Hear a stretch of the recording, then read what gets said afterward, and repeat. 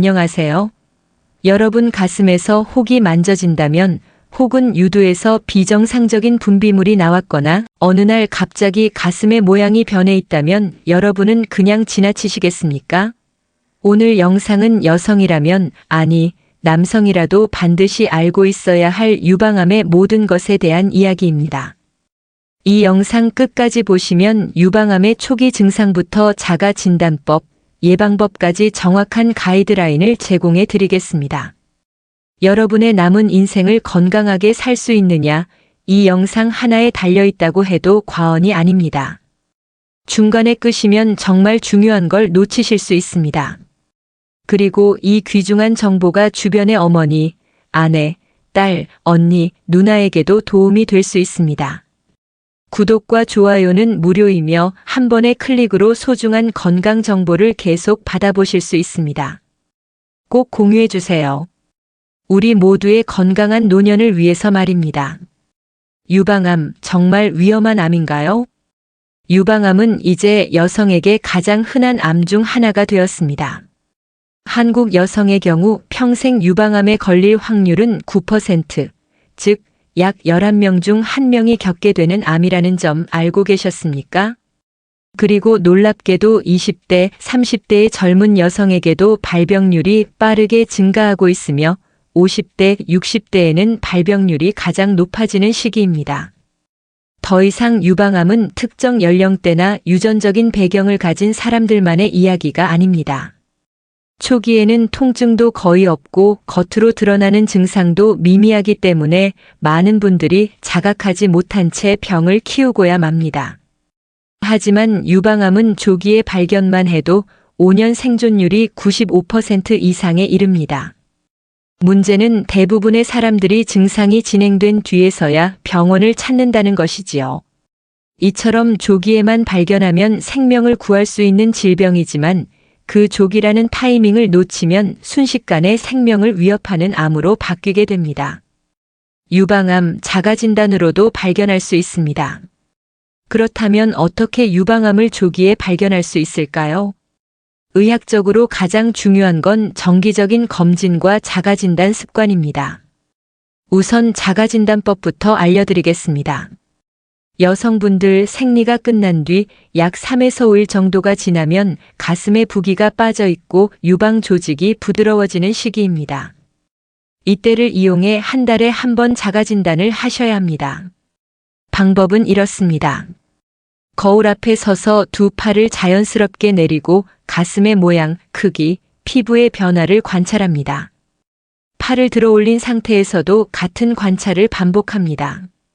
한 손으로 반대쪽 가슴을 부드럽게 눌러가며 혹이 만져지는지 확인하세요. 샤워 중에 비누칠한 손으로 만지면 훨씬 감지하기 쉽습니다. 누운 자세로도 같은 방식으로 양쪽 유방을 천천히 눌러 확인해 보세요. 마지막으로 겨드랑이 쪽까지 꼭 만져보셔야 합니다.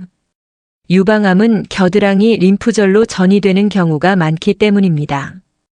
이 과정을 한 달에 한 번만 실천하셔도 내 몸의 이상을 가장 먼저 알아차릴 수 있습니다. 그리고 꼭 병원에서 1, 2년에 한 번 유방 초음파 또는 유방 촬영 검사 맘모그램도 받아보셔야 합니다.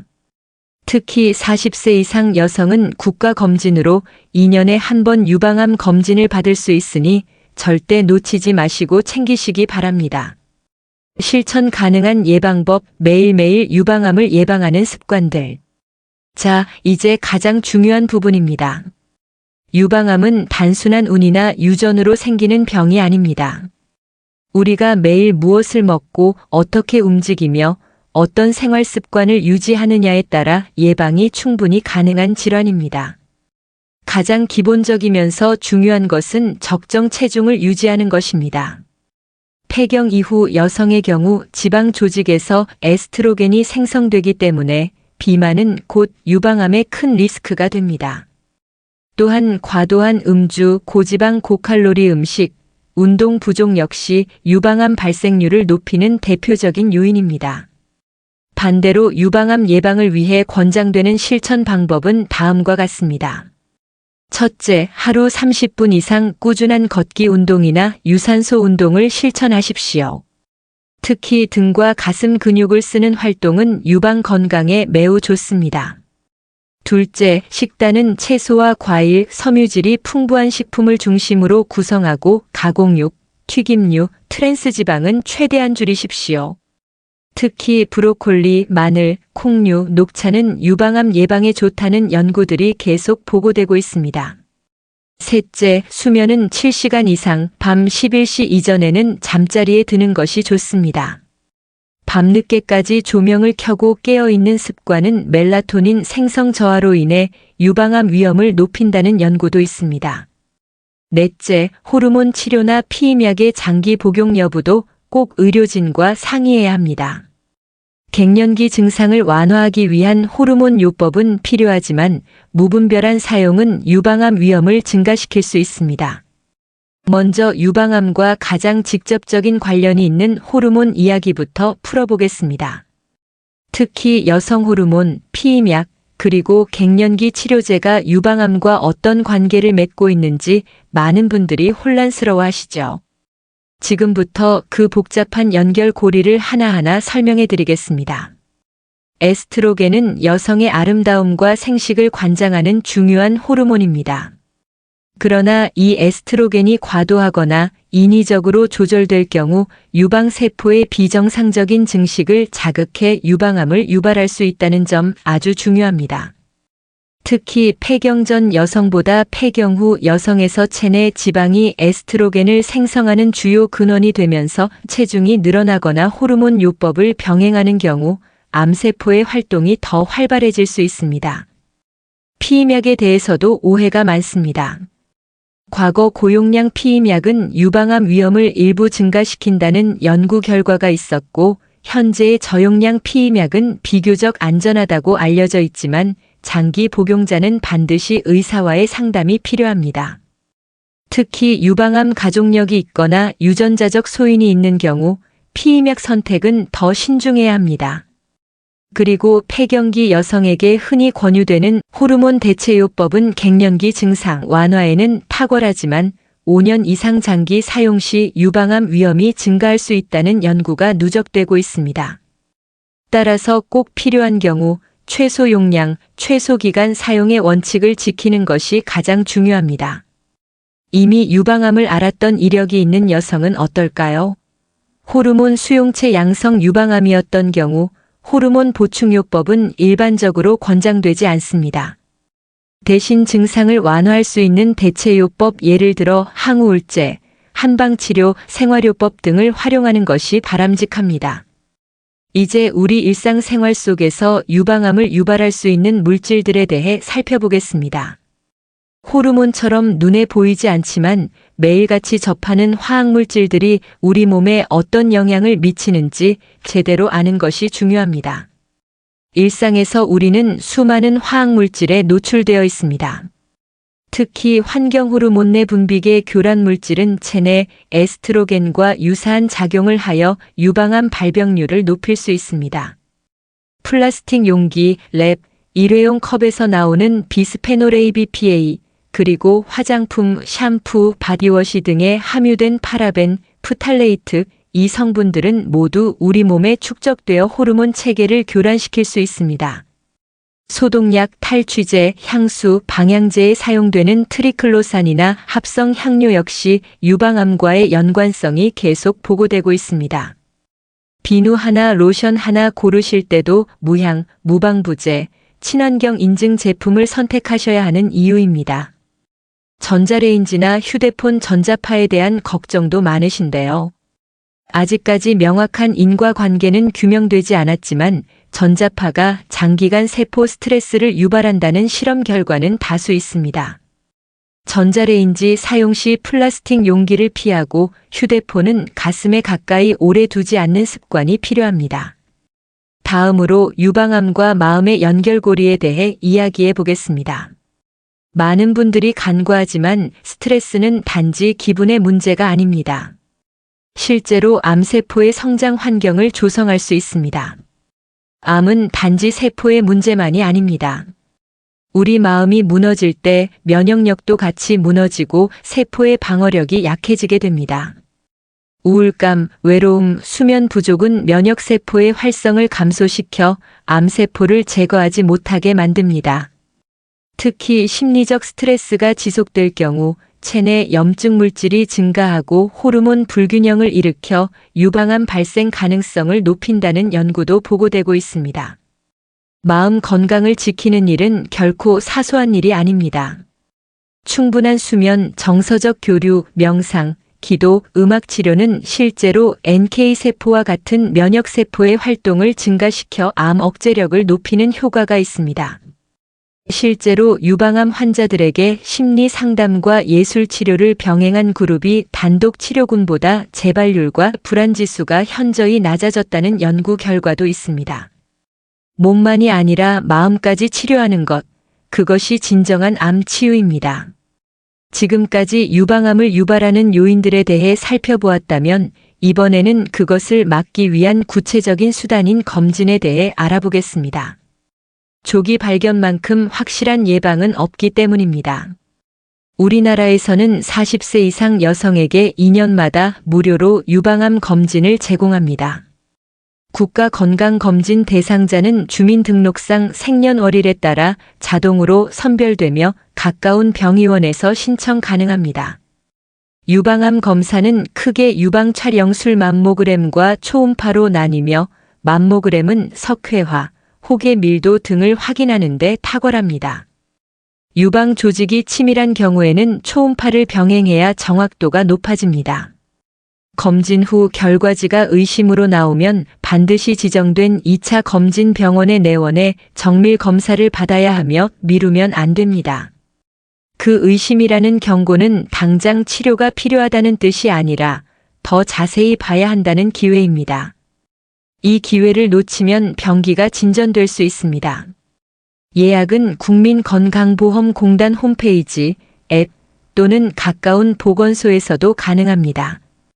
유방암 진단을 받은 환자들에게 가장 현실적인 질문 중 하나는 지금 내가 받을 수 있는 보험금이 과연 무엇이면 그 절차는 얼마나 복잡할까라는 점입니다. 진단에 충격을 받은 상태에서 이런 금전적 문제까지 고민해야 하는 것은 분명 큰 부담이지만 사실상 많은 분들이 2단계에서 중요한 권리를 놓치곤 합니다. 실손보험, 암보험 그리고 진단비 특약 등 각종 보장 항목은 생각보다 다양하며 약관을 세심히 살펴보면 받을 수 있는 금액의 차이가 상당히 큽니다. 실손의료보험은 유방암 치료 중 발생하는 수술, 입원, 통원, 약제비에 대해 일부 보장을 해주는 역할을 합니다만 유방암이 중대질병으로 분류되어 보장 대상에서 일부 제외되거나 제한을 두는 경우도 있으므로 본인의 보험 약관을 반드시 확인해야 하며 실제로 많은 분들이 통원 치료 중 발생하는 항암 주사나 방사선 치료의 비용까지도 실손 보장을 받을 수 있는 줄 알고 계시지만 이 중 일부는 비급여 항목으로 분류되어 청구가 제한되는 사례도 종종 있습니다. 암보험은 일반적으로 유방암 진단 시 고정된 금액을 일시에 받을 수 있도록 설계되어 있는데 여기서 중요한 점은 유방암의 병기입니다. 보험사마다 경계성 종양이나 비침습성 암으로 분류될 경우 진단금이 삭감되거나 아예 지급되지 않는 사례가 있어 논란이 많았고 실제로 제게 상담을 요청하셨던 한 환자분도 초기 유방암 진단을 받았음에도 보험사에서 경계성 병변이라 판단해 지급을 거부한 경우가 있었지요. 이런 사례를 막기 위해선 병리진단서에 명확하게 침윤성 유방암이라는 진단명이 포함되어야 하며 애매하게 기술된 의무기록은 보험금 지급 거부의 근거가 될 수 있다는 사실을 꼭 기억해 두셔야 합니다. 진단비 특약의 경우 암보험과 유사하지만 보장 범위가 더 넓고 경우에 따라선 수술 여부나 입원 일수에 따라 추가 지급되는 구조도 있습니다. 특히 많은 분들이 복수의 보험에 가입해 계신 경우가 많은데 중복 지급이 가능한 경우도 있으므로 내가 이미 이 보험금 받았으니 다른 보험은 안 되겠지 하고 포기하시면 안 됩니다. 실제로는 3건의 보험에서 각각 진단비를 수령한 분도 계셨고 이분은 보험금만으로 7천만 원 가까이 수령하셔서 치료비와 생활비에 큰 도움이 되었다고 말씀하셨습니다. 다만 보험금을 청구할 때는 반드시 주의할 점이 있습니다. 보험사들이 점점 심사 기준을 까다롭게 적용하면서 진단서의 작은 표현 하나로도 지급이 거절되거나 지연되는 일이 비일비재합니다. 특히 조직 검사 결과나 영상 판독 소견이 모호하게 작성되어 있을 경우 확정 진단이 아닌 의심 또는 추정으로 해석되어 심사에서 탈락하는 경우가 많지요. 때문에 진단서를 발급받을 땐 담당 의료진에게 보험 제출용임을 분명히 밝히고 치명성 유방암 또는 확정된 악성 종양이라는 용어가 포함되도록 요청하는 것이 매우 중요합니다. 또한 청구 서류는 단순히 진단서 한 장으로 끝나는 것이 아니라 병리보고서, 조직검사 결과지, 영상 판독 소견서, 입퇴원 확인서, 수술 기록지 등 비교적 방대한 자료가 요구됩니다. 이 중 하나라도 누락되면 지급이 지연되거나 반려될 수 있기 때문에 가능하면 병원 내 보험 상담 창구를 통해 필요한 서류 목록을 정확히 확인하고 일괄 제출하는 것이 좋습니다. 마지막으로 제가 겪은 실제 사례 하나를 말씀드리자면 한 60대 여성 환자분께서 유방암 2기 진단을 받고 치료에 집중하시느라 보험금 청구를 2달 넘게 미루셨다가 그 사유 보험사의 진단금 청구 기한이 지나버려 안타깝게도 일부 보험금 수령이 불가능했던 일이 있었습니다. 이처럼 청구의 타이밍도 중요한 요소이며 유방암 진단 직후 가능한 한 빨리 보험금 청구를 준비하고 병원의 협조를 얻어 필요한 서류를 차근차근 챙기는 것이 결국 본인의 권리를 지키는 길이라는 점 꼭 잊지 않으시길 바랍니다. 마지막으로 환자 본인 못지않게 중요한 분들, 바로 가족들을 위한 안내입니다. 치료는 혼자 하는 것이 아닙니다. 특히 유방암은 여성의 정체성과 삶의 질을 크게 흔들기 때문에 주변 사람들의 따뜻한 이해와 동행이 무엇보다 중요합니다. 환자는 몸이 아프지만 가족은 마음이 아픕니다. 유방암 수술 후의 간병은 단지 약을 챙기고 식사를 준비하는 것만이 아닙니다. 환자의 감정의 파도에 함께 실려주는 것이 진짜 간병입니다. 가슴 절제 후의 상실감, 외모 변화로 인한 우울, 항암 치료로 인한 구토와 탈모, 이 모든 것들을 가족이 함께 이해하고 수용해 줄 때 치료 효과도 함께 오릅니다. 말보다는 존재가 필요합니다. 괜찮아라는 말보다 함께 손잡고 있어주는 순간이 더 중요합니다. 식단은 고단백, 저염식 위주로 항암 체력을 유지할 수 있게 구성하고 매일 10분이라도 팔을 들고 걷는 운동을 함께 하면 림프 부종 예방에도 큰 도움이 됩니다. 배우자와 자녀는 종종 환자를 위로하려다 상처를 줄 수 있습니다. 빨리 털고 일어나야지라는 말보다 지금 이 감정도 소중하니까 함께 있어줄게라는 말이 100번 낫습니다. 마지막으로 한 가지 꼭 드리고 싶은 말씀이 있습니다. 유방암은 나는 아니겠지 하며 방심하는 순간 우리 삶을 송두리째 흔들 수 있는 병입니다. 초기에는 아무 증상이 없습니다. 겉으로 드러나지 않는다고 해서 내 몸속에서도 조용히 아무 일도 일어나고 있지 않다고 믿지 마십시오. 특히 40대 이상 여성, 그리고 유방암 가족력이 있는 분들, 첫 출산이 늦은 분들, 수유 경험이 없는 분들, 호르몬 치료를 받고 있는 분들은 더더욱 자가 진단과 병원 검진을 습관화해야 합니다. 그리고 꼭 기억하세요. 유방암은 남성에게도 발생할 수 있는 질환입니다. 매우 드물긴 하지만 남성 유방암 환자도 매년 늘고 있습니다. 우리는 단 하루의 관리로도 내일의 암을 예방할 수 있습니다. 단 한 번의 진단으로 생명을 구할 수 있는 시대에 살고 있습니다. 그 기회를 절대 외면하지 마십시오. 오늘 영상에서 알려드린 자가 진단법, 예방 생활 습관, 검진 가이드는 고정 댓글과 영상 설명란에 다시 정리해 두었습니다. 꼭 확인하시고 지금 바로 핸드폰 달력을 꺼내서 자가진단 날짜를 지정해 두세요. 그리고 이 영상이 사랑하는 가족, 친구, 이웃 여성들에게 꼭 전해졌으면 좋겠습니다. 건강은 나 혼자만의 문제가 아닙니다. 지금 당장 고정 댓글 클릭하시고 내 몸을 위한 첫 번째 예방 습관부터 함께 시작해 보시죠. 건강한 내일을 위해 오늘의 실천이 필요합니다. 다음에도 좋은 영상으로 찾아뵙겠습니다. 감사합니다.